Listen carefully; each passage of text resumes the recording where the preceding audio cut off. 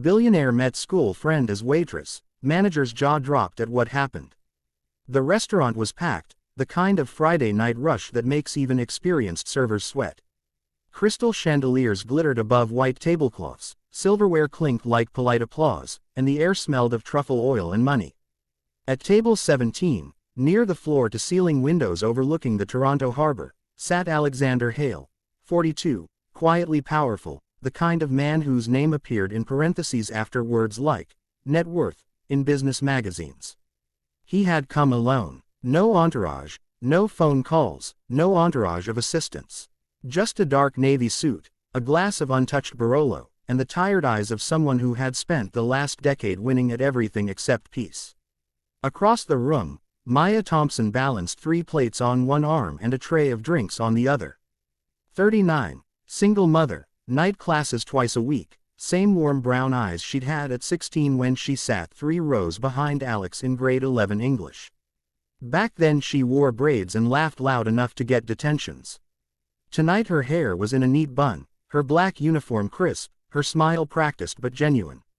She didn't recognize him at first. She approached table 17 with the calm efficiency of someone who had served worse nights than this one. "Good evening, sir. Welcome to Lumiere. May I start you with the specials tonight?" Alex looked up. Time did the impossible thing it sometimes does, it folded. Maya. The name came out softer than he intended, almost a question to himself. She froze mid-sentence. The tray tilted slightly. A water glass wobbled. "Alex." Her voice cracked on the second syllable. "Alex Hale." For 3 full seconds the restaurant noise disappeared. No clinking glasses, no murmured conversations, no kitchen swing door banging.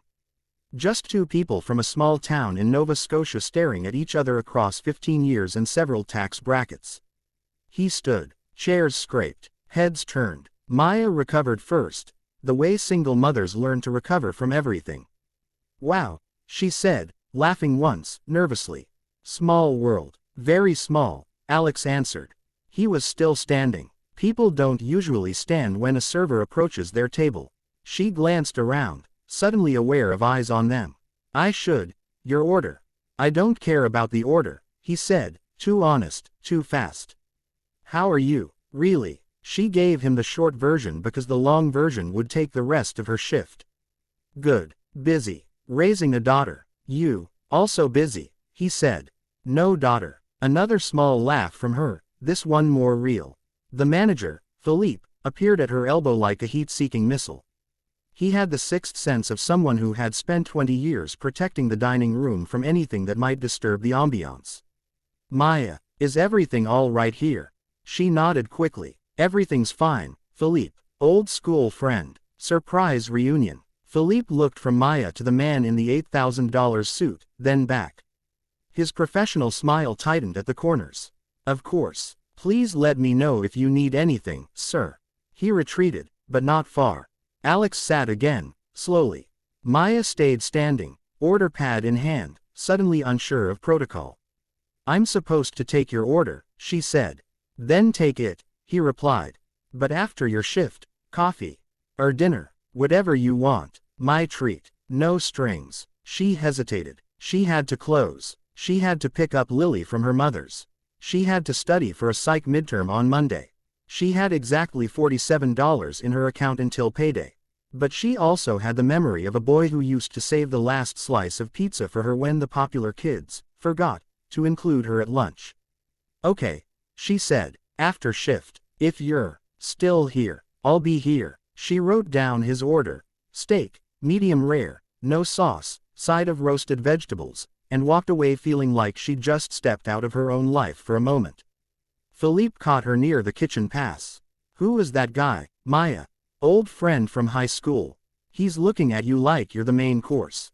She rolled her eyes. "He's not. He's just surprised." Philippe didn't look convinced. "Keep it professional. You know the rules." "I know the rules." She worked the rest of the shift on autopilot, but every time she passed table 17, Alex was watching her, not in a creepy way, but in the way people watch something they thought they'd lost forever. At 11:12 p.m., Maya untied her apron, changed into jeans and a soft gray sweater in the staff room, and walked back onto the floor. Alex was still there, Table 17 had been cleared except for 2 fresh coffees and a small plate of the restaurant's signature chocolate torte, which he definitely hadn't ordered. He stood again when he saw her. Philippe materialized instantly. "Maya, your shift is over. You're not allowed to be on the floor as a guest." "I'm not a guest," Alex said calmly. "I'm a customer who would like to buy dessert for a friend." "Is that against policy?" Philippe opened his mouth, closed it.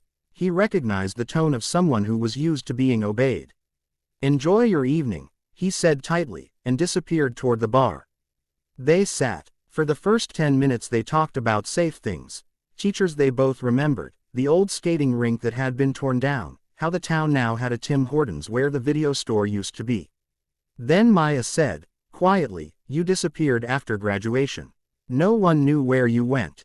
I got a scholarship to MIT.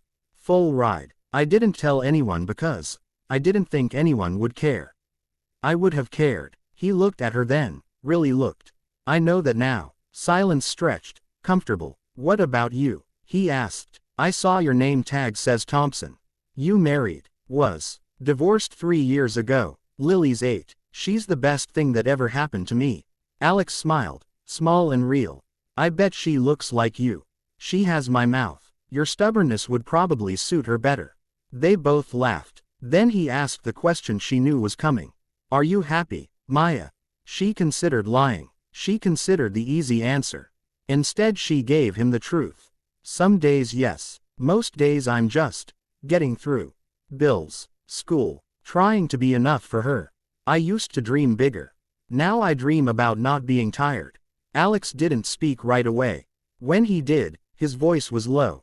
"I have more money than I know what to do with. And I'm tired every day too." She raised an eyebrow. "Different kind of tired, maybe, but still tired." Another pause. Then he said, "I'd like to help. If you'll let me." She shook her head before he finished the sentence. "I don't take charity, Alex. It's not charity. It's investment in someone who deserves better than she's getting. I'm doing fine. You're working doubles and still taking night classes. You're not fine. You're surviving. There's a difference." Her eyes filled. She blinked hard. "I can't owe anybody," she whispered. "You wouldn't owe me. You'd just be letting an old friend do what old friends should do when one of them finally gets lucky." She looked at the torte between them, untouched. "What exactly are you offering?" "Tuition paid in full. Whatever program you want. A house. Nothing crazy. Just safe, in a good school district. Enough in savings so you never have to choose between groceries and heat again. And a trust for Lily's college. In your name. No strings. No expectations. No monthly check-ins. You live your life. I live mine. But you get to breathe." Maya stared at him. "Why?" "Because 15 years ago you were the only person who ever made me feel like I belonged somewhere. And I never thanked you. I'm thanking you now." Tears spilled. She didn't wipe them away. "I need to think," she said. "Take all the time you need." She took 3 days. On the 4th day she texted the number he'd given her. "Can we meet? Same place. 8 p.m. He was already there when she arrived. Philippe watched them from across the room, jaw tight. Maya sat down. "I have conditions," she said. "Name them." "No public announcement. No press. No one knows except us and my mother. Lily calls you Uncle Alex if she wants to. If she doesn't, she doesn't. And you come to her Christmas concert next month. Front row. Whether you like Vivaldi or not." Alex smiled so wide it hurt. "Done. All of it." She took a breath that felt like the first real one in years. "Okay." They didn't hug. Not yet. That would come later. Philippe appeared at the table, tray in hand, 2 glasses of champagne he hadn't been asked to bring. "On the house," he said, voice clipped. "For old friends." Maya looked up at him, eyes shining. "Thanks, Philippe." He nodded once, then turned away, shaking his head slightly, still trying to understand how the quiet server he'd written off as reliable but ordinary had just changed her entire future in one conversation. Outside, the Toronto skyline glittered against the dark water. Inside, 2 people from a small town in Nova Scotia sat together again, not as billionaire and waitress, but simply as Alex and Maya, the way they had always been meant to be. And somewhere in the space between them, time finally stopped trying to keep them apart.